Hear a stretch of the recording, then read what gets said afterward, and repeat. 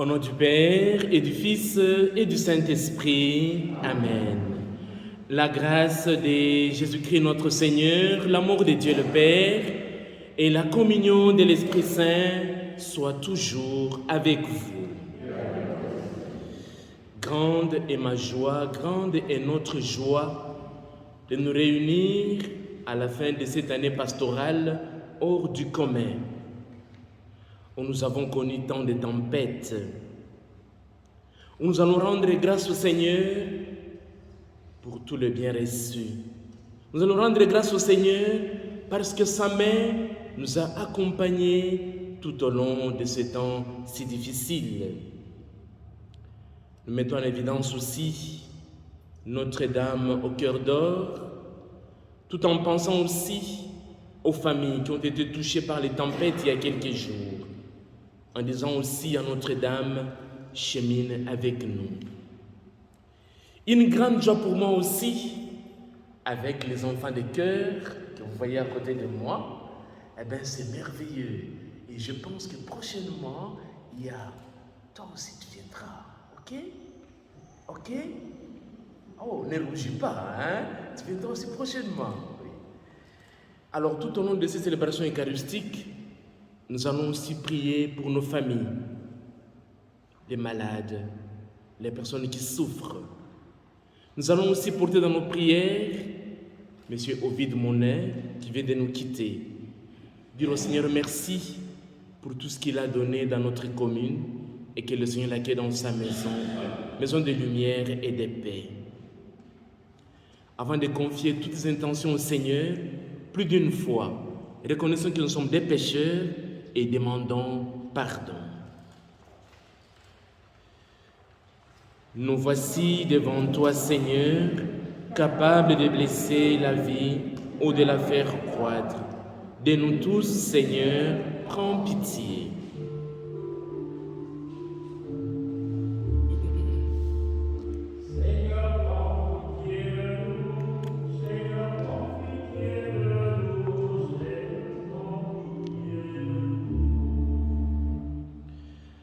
Nous voici devant toi, Seigneur, vides de confiance, mais assoiffés de ton amour.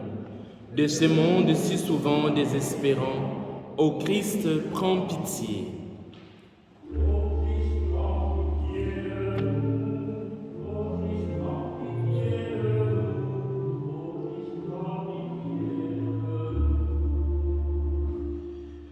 Nous voici devant toi, Seigneur, conscients de notre péché, mais sûrs que tu nous sauves de nos frères et sœurs dans la nuit. Seigneur, prends pitié.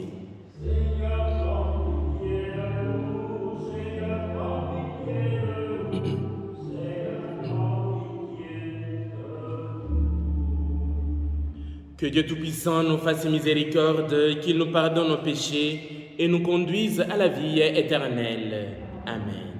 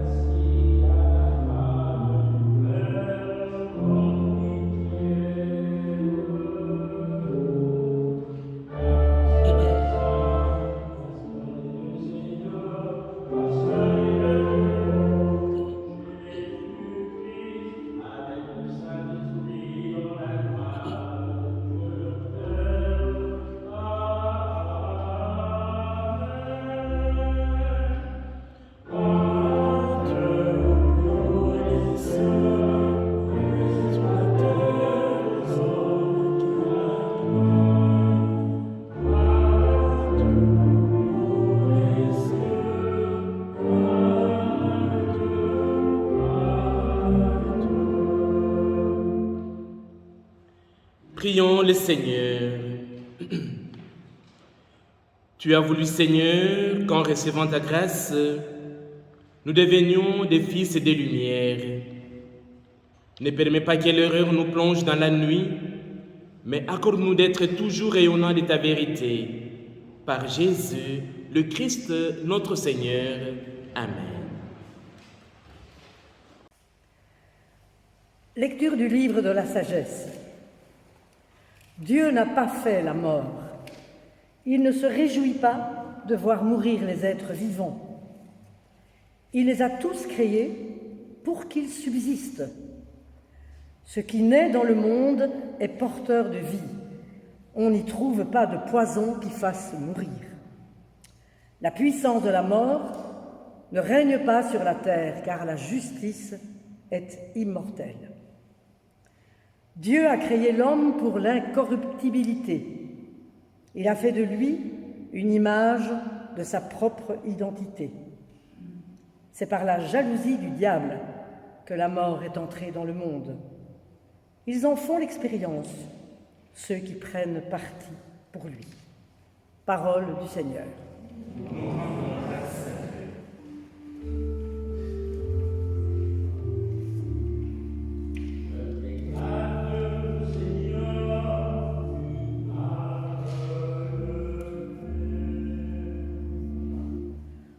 Je t'exalte, Seigneur, tu m'as relevé, tu m'épargnes les rives de l'ennemi. Seigneur, tu m'as fait remonter de l'abîme et revivre quand je descendais à la fosse.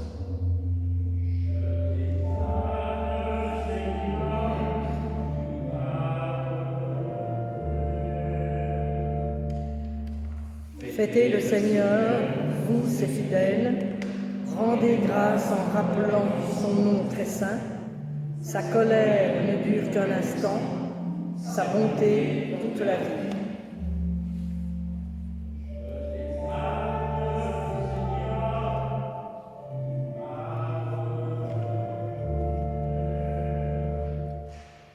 Et le soir viennent les larmes, mais au matin, les cris de joie. Tu as changé mon deuil en une danse, mes habits funèbres en parure de joie.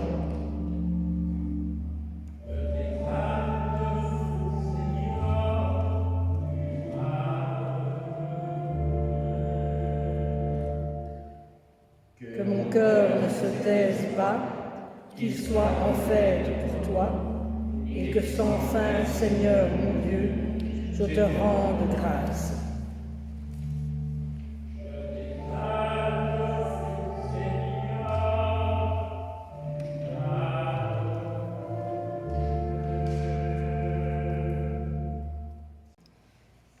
Lecture de la deuxième lettre de saint Paul apôtre aux Corinthiens.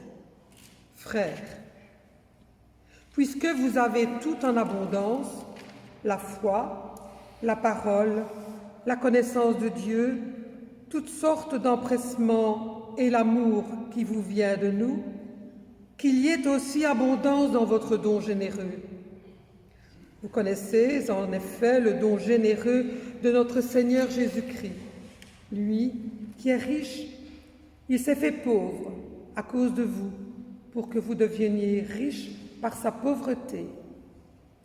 Il ne s'agit pas de vous mettre dans la gêne en soulageant les autres, il s'agit d'égalité. Dans la circonstance présente, ce que vous avez en abondance comblera leurs besoins, afin que, réciproquement, ce qu'ils ont en abondance puisse combler vos besoins, et cela fera l'égalité, comme dit l'Écriture à propos de la manne. Celui qui en avait ramassé beaucoup n'eut rien de trop, celui qui en avait ramassé peu ne manqua de rien. Parole du Seigneur.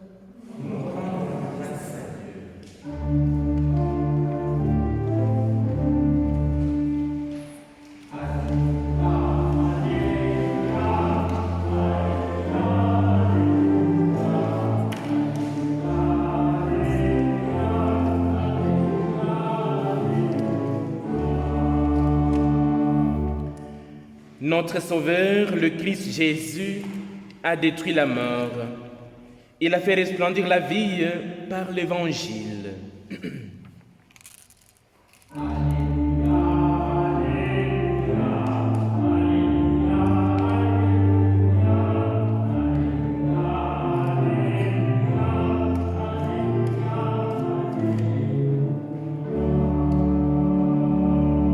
Le Seigneur soit avec vous.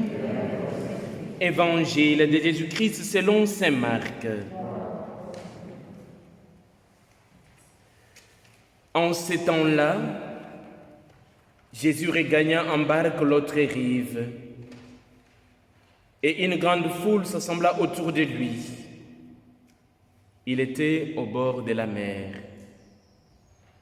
Arrive un des chefs de synagogue nommé Jaïr. Voyant Jésus, il tombe à ses pieds et le supplie instamment. Ma fille, encore si jeune, est à la dernière extrémité. Viens lui imposer les mains pour qu'elle soit sauvée et qu'elle vive. Jésus partit avec lui, et la foule qui les suivait était si nombreuse qu'elle l'écrasait. Or, une femme qui avait des pertes de sang depuis 12 ans, elle avait beaucoup souffert du traitement de nombreux médecins. Elle avait dépensé tous ses biens sans avoir la moindre amélioration. Au contraire, son état avait plutôt empiré. Cette femme donc, ayant appris ce qu'on disait de Jésus, vint par derrière dans la foule et toucha son vêtement. Elle se disait en effet, si je parviens à toucher seulement son vêtement, je serai sauvée. À l'instant, l'hémorragie s'arrêta et elle ressentit dans son corps qu'elle était guérie de son mal. Aussitôt Jésus se rendit compte qu'une force était sortie de lui. Il se retourna dans la foule et il demandait « Qui a touché mes vêtements ?» Ses disciples lui répondirent « Tu vois bien la foule qui t'écrase et tu demandes qui m'a touché. » mais lui regardait tout autour pour voir celle qui avait fait cela. Alors la femme, saisie de crainte et toute tremblante, sachant ce qui lui était arrivé, vint se jeter à ses pieds et lui dit toute la vérité. Jésus lui dit alors, « Ma fille, ta foi t'a sauvée. Va en paix et sois guérie de ton mal. » Comme il parlait encore, des gens arrivent de la maison de Jaïr, le chef de synagogue, pour dire à celui-ci, « Ta fille vient de mourir. À quoi bon déranger encore le maître ?» Jésus, surprenant ces mots, dit au chef de synagogue, « Ne crains pas, crois seulement. » Il ne laissa personne l'accompagner, sauf Pierre, Jacques et Jean, le frère de Jacques. Ils arrivent à la maison du chef de synagogue. Jésus voit l'agitation et les gens qui pleurent et poussant des grands cris. Il entre et leur dit, « Pourquoi cette agitation et ces pleurs? L'enfant n'est pas morte, elle dort. » Mais on s'est moqué de lui.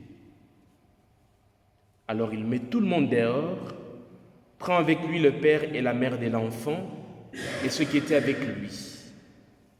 Puis il pénètre là où reposait l'enfant. Il saisit la main de l'enfant et lui dit, « Talitha koum », ce qui signifie, « Jeune fille, je te l'ai dit, lève-toi ».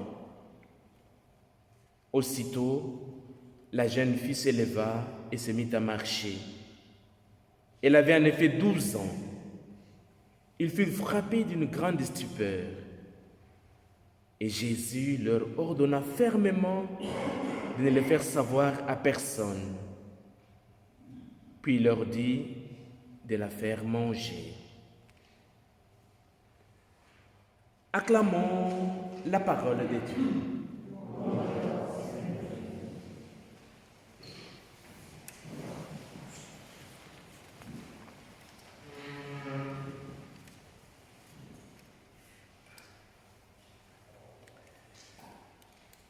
Qui a touché mes vêtements? Ma fille, ta foi t'a sauvée. Va en paix et sois guérie de ton mal. Jeune fille, je te l'ai dit, lève-toi. Jésus fait des merveilles, de miracles. Mais il nous demande une chose, croire. Voilà, il y a quelques années, lors d'un pèlerinage à Lourdes, une maman était en pleurs. On ne sait pourquoi. Mais elle s'approche du curé, elle ouvre son cœur. Voilà déjà quelques années, mon mari est décédé. Nous avons beaucoup de biens. Nous n'avons que 2 enfants. Mais c'est la division. C'est la guerre entre les 2 enfants. Héritage. Le Seigneur ne m'écoute pas, disait cette femme. Je ne sais pourquoi. J'ai l'impression d'être puni par le Seigneur et pourtant je pense n'avoir rien fait du mal. Inconsolable. Que dire à cette pauvre maman? Cette réaction est courante chez beaucoup de chrétiens. Peut-être cela peut m'arriver devant les épreuves. Elle est souvent bouleversante, mais je crois quelque part qu'elle résulte d'une image de Dieu brouillée. Rappelons-nous un cantique fameux, la nuit de Noël, minuit chrétien, À tue-tête, ici je pense à Suzanne quand elle chante là, vraiment, il faut suivre. Hein? À tue-tête, vraiment on dit, c'est l'heure solennelle où l'homme Dieu descendit jusqu'à nous pour effacer la tâche originelle et de son père arrêter les courroux. Ces derniers vers donnent la même image des dieux dont la mère, éplorée par les conflits de ses enfants, est imprégnée. Elle vient de loin, d'un très fond, j'ai envie de dire, anthropologique. Dès que le croyant est en but des épreuves, soit physiques, morales, psychologiques, familiales, il sent la révolte monter en lui, les doutes s'installer, la nuit, j'ai envie de dire, l'enfermer. Au plus profond de la détresse, invoquer un Dieu de miséricorde, un Dieu paternel, plein d'amour, n'est pas souvent spontané. Nous sommes habités par des révoltes. On crie, il vient nous punir. Pourquoi le prier encore? Les proposer pour atténuer cette détresse est malaisé. Il faut savoir quel mot dire à ces moments pour ne pas encore détruire ou faire du mal à la personne blessée. Alors, grande toujours est la tentation chez celui qui souffre d'incriminer Dieu, un Dieu qui punit, un Dieu qui se venge, un Dieu violent. Peut-être cela nous arrive régulièrement. Après avoir exigé la mort du Fils, il écrasait les hommes sous le poids de leur culpabilité. J'ai l'impression d'être puni, dit la mère éplorée, face au conflit, division entre ses deux enfants. Revenons à l'Évangile. Jaïr et la femme malade n'ont pas tenu ces raisonnements. Bien que l'un soit plus haut de l'échelle, vraiment une personne au niveau social vraiment élevé, et l'autre au plus bas, tous les deux ont choisi la même voie de la confiance. La même voie de la confiance à la miséricorde infinie de Jésus. Nous avons toujours entendu parler de cet homme-là. Il fait du bien autour de lui. J'ai beaucoup souffert. Je vais le rencontrer.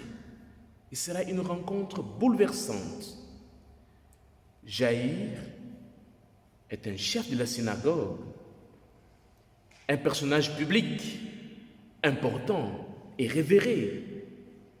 La femme qui avait des pertes de sang n'a pas de nom. Le mal qui l'arrange la met en état d'impureté légale s'il vient à être découvert.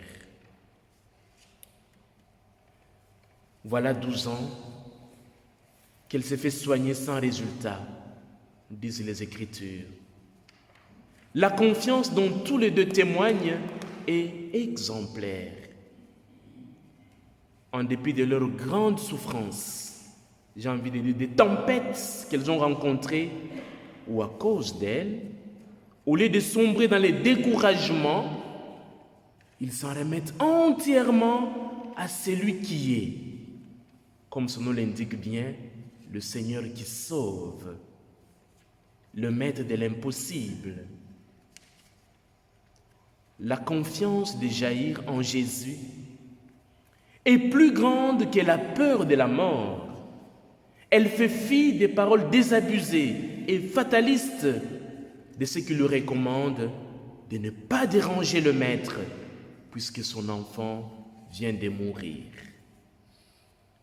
La confiance de la femme malade, exclue parmi les exclus, est plus grande que tous les interdits qui la marginalisent. Loin de se laisser enfermer dans le désespoir, elle risque un geste fou. À Jaïr et à cette femme, Jésus apporte la preuve que le Dieu qui est venu, que Jésus est venu révéler, ne se réjouit pas de voir mourir les vivants. J'ai envie de dire, cela aussi peut me concerner, peut nous concerner aussi aujourd'hui. Bien au contraire, c'est Jésus, il est venu nous libérer de cette mort qui nous hante, creuser une brèche dans le mur sur lequel toutes les théories du bonheur se brisent. Jésus donc apporte la preuve que Dieu n'est pas un justicier, un culpabilisateur, mais qu'il est plein de tendresse, de miséricorde, proche des exclus, des rejetés, des humiliés, de toutes les personnes qui souffrent. Il est présent. Dieu visite son peuple. Nous venons de terminer une année hors du commun. Nous étions tous habités par la peur, le découragement, habités par 1001 questions. Peut-être nous avons même perdu la confiance. Mais aujourd'hui, à l'exemple de Jaïr et de cette femme, le Seigneur nous appelle à la confiance. À la confiance. Un chemin à parcourir. Nous mettons en évidence Notre-Dame au cœur d'or. Il y a quelques jours, une 90 de familles dans la région de Borin ont connu des tempêtes. Dieu merci, aucune perte humaine, mais le bien matériel, ça passe, on peut encore en trouver. Mais si vous étiez attentif en parcourant le sanctuaire de Borin, il s'est passé quelque chose dont je ne sais pas comment l'expliquer. Il y a eu des dégâts de tous côtés, mais sauf là où était Notre-Dame au cœur d'or. C'est interpellant. Est-ce un message pour nous aujourd'hui, dans nos tempêtes, d'avoir toujours confiance au Seigneur? À chacun de répondre dans son cœur.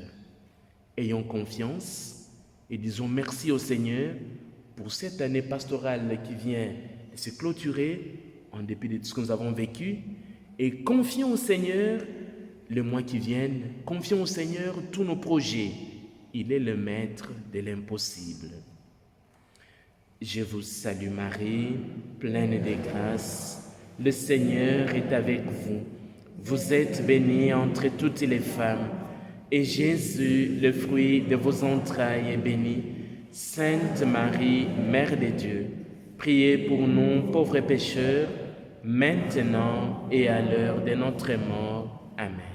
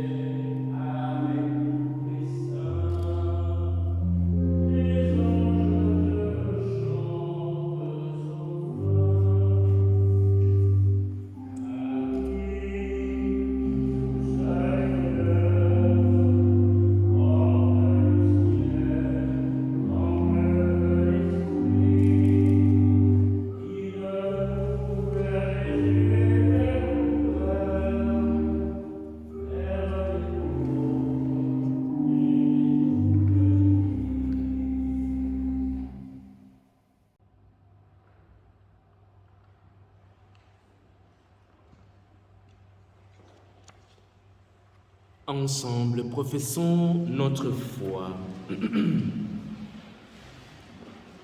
Je crois en Dieu, le Père Tout-Puissant, Créateur du ciel et de la terre, et en Jésus-Christ, son Fils unique, notre Seigneur, qui a été conçu du Saint-Esprit, est né de la Vierge Marie, a souffert sous Ponce Pilate, a été crucifié, est mort et a été enseveli, est descendu aux enfers, le troisième jour est ressuscité des morts, est monté aux cieux, est assis à la droite de Dieu le Père Tout-Puissant, d'où il viendra juger les vivants et les morts.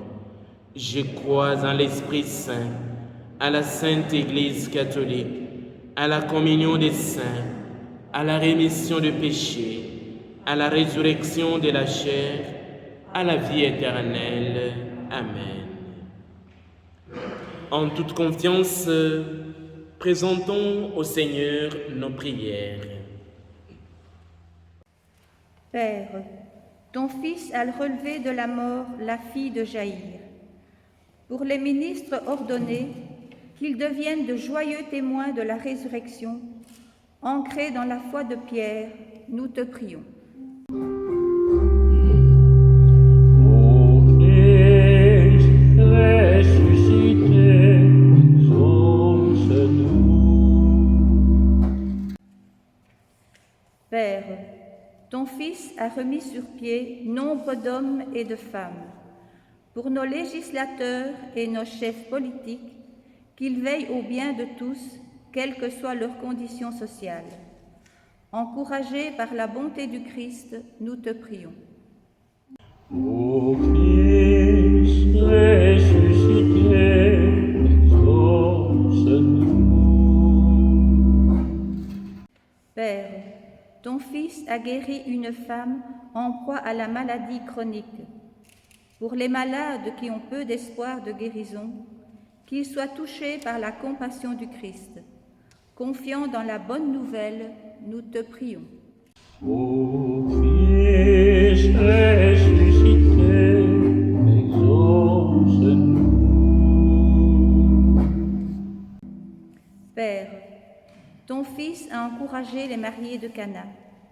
Pour les futurs mariés de notre assemblée, qu'ils grandissent dans l'amour avec générosité, fidélité et patience. Avec le pape François, nous te prions. Ô Christ ressuscité, exauce-nous. Dieu notre Père, écoute le prière de tes enfants. Toi qui es notre Maître, reste avec nous aujourd'hui et pour les siècles des siècles. Amen.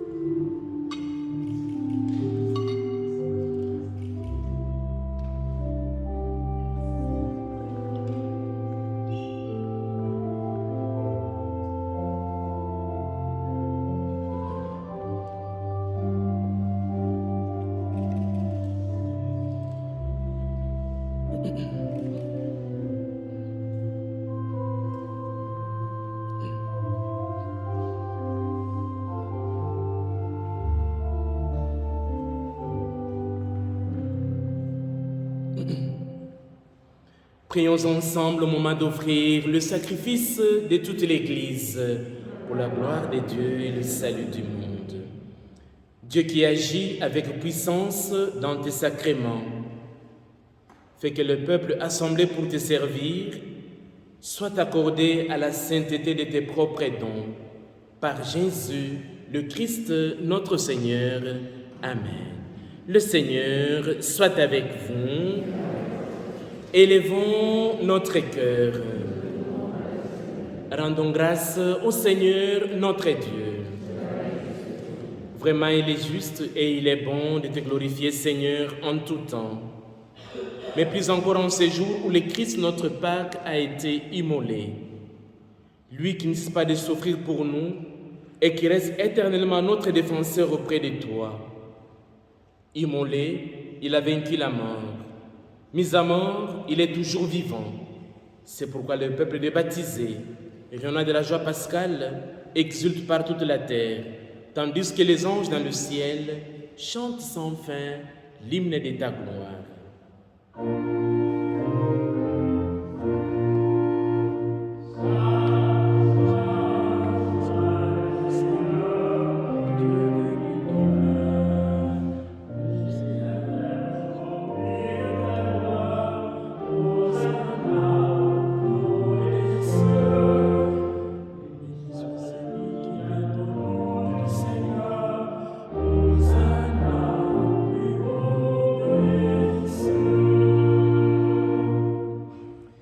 Père très saint, nous proclamons que tu es grand et que tu as créé toutes choses avec sagesse et par amour.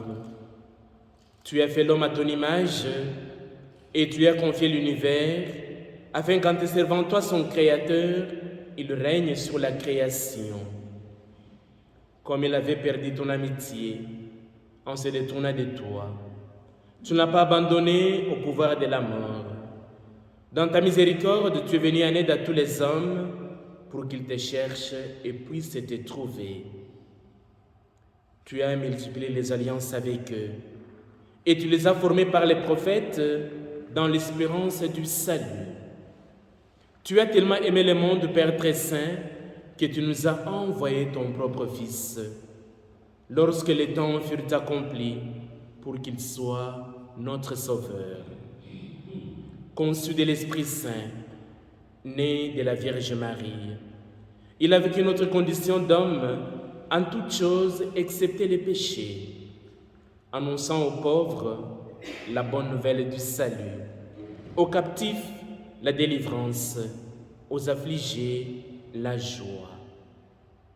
Pour accomplir les desseins de ton amour, il s'est livré lui-même à la mort, et par sa résurrection, il a détruit la mort et renouvelé la vie, afin que notre vie ne soit plus à nous-mêmes, mais à lui qui est mort et ressuscité pour nous. Il a envoyé d'auprès de toi, comme premier don fait aux croyants, l'Esprit qui poursuit son œuvre dans le monde et achève toute sanctification.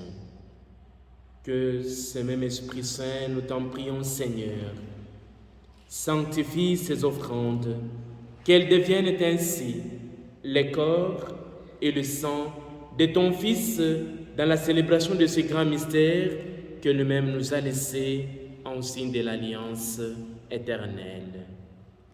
Quand l'heure fut venue, où tu allais les glorifier, comme il avait aimé les siens qui étaient dans le monde, il les aima jusqu'au bout.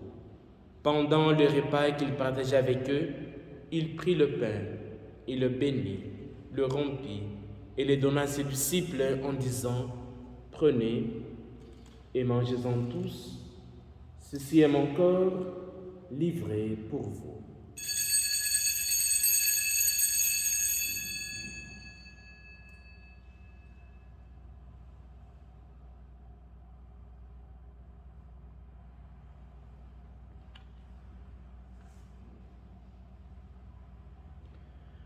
De même, il prit la coupe remplie de vin.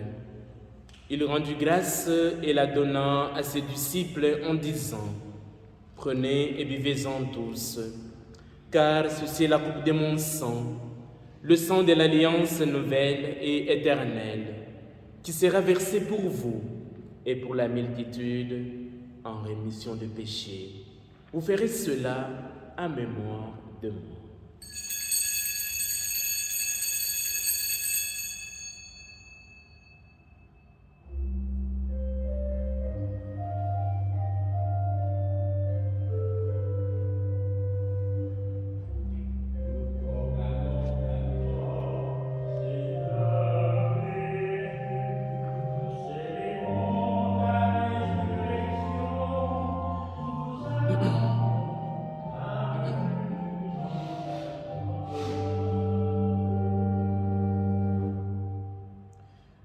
Voilà pourquoi, Seigneur, nous célébrons aujourd'hui le mémorial de notre rédemption, en rappelant la mort de Jésus-Christ et sa descente au séjour des morts, en proclamant sa résurrection et son ascension à ta droite dans le ciel, en attendant aussi qu'il vienne dans la gloire, nous t'offrons son corps et son sang, le sacrifice qui est digne de toi et qui sauve le monde. Regarde, Seigneur, cette offrande que tu as donnée toi-même à ton Église. Accorde à tous ceux qui vont partager ce pain et boire à cette coupe d'être rassemblés par l'Esprit Saint en un seul corps, pour qu'ils soient eux-mêmes dans le Christ une vivante offrande à la louange de ta gloire. Et maintenant, Seigneur, rappelle-toi tous ceux pour qui nous offrons les sacrifices, le pape François, notre évêque Pierre, tous les évêques, le prêtre, le diacre, le fidèle qui présente cette offrande, le membre de notre assemblée, le peuple qui t'appartient et tous les hommes qui te cherchent avec droiture. Souviens-toi aussi de nos frères et sœurs qui sont morts dans la paix du Christ et de tous les morts dont toi seul connais la foi.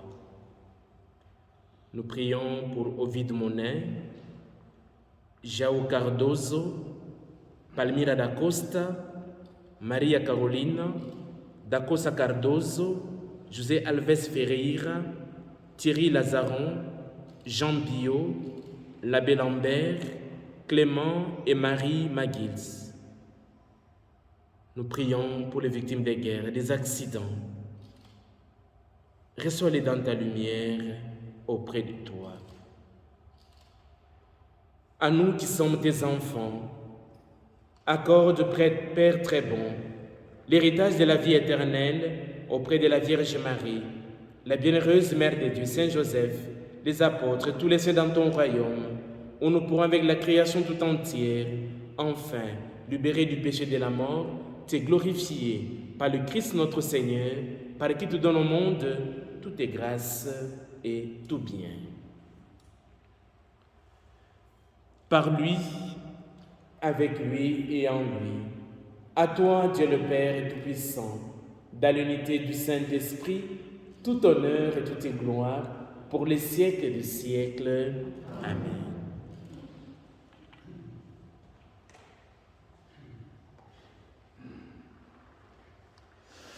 En disant la prière de notre Père, nous allons demander au Seigneur qui nous montre le chemin de la confiance. Et la confiance que sa main guide notre vie. Notre Père qui es aux cieux, que ton nom soit sanctifié, que ton règne vienne, que ta volonté soit faite sur la terre comme au ciel. Donne-nous aujourd'hui notre pain de ce jour. Pardonnez-nous nos offenses, comme nous pardonnons aussi à ceux qui nous ont offensés. Et ne nous laisse pas entrer en tentation, mais délivre-nous du mal. Car c'est à toi qu'appartiennent le règne et la puissance et la gloire pour les siècles des siècles. Amen. Seigneur Jésus-Christ, tu as dit à tes apôtres, tu dis à chacun d'entre nous aujourd'hui, tu dis à nos communautés, à nos familles, à nos pays, je vous laisse la paix. Je vous donne ma paix. Ne regarde pas nos péchés, mais la foi de ton Église, pour que ta volonté s'accomplisse. Donne-lui toujours cette paix et conduis-la vers l'unité parfaite, toi qui vis et règnes pour les siècles de siècles. Que la paix du Seigneur soit toujours avec vous.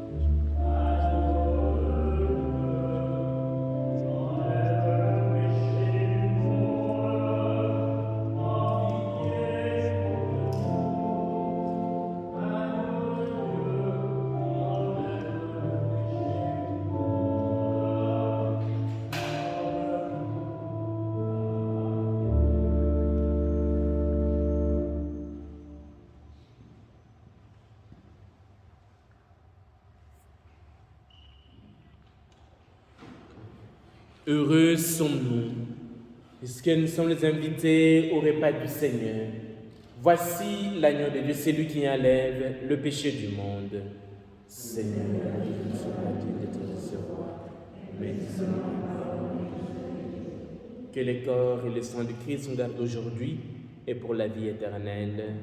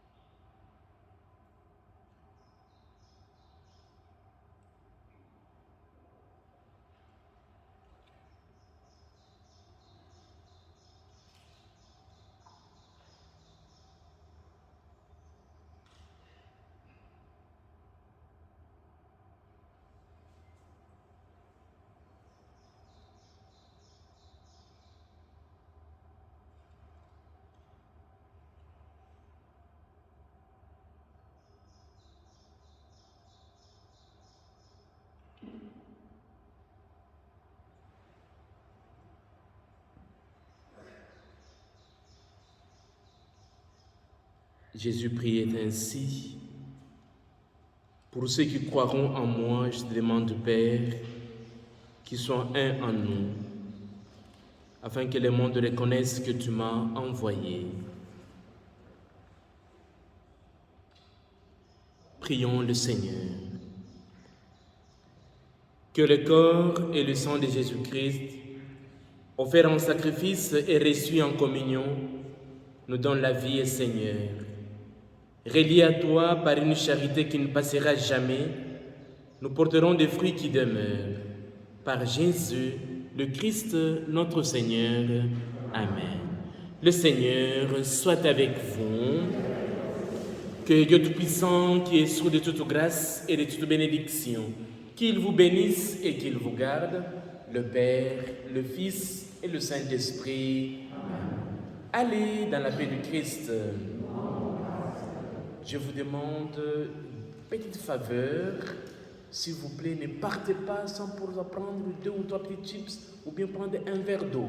Sinon, je risque de manger tout ça aujourd'hui et demain, je risque de grossir.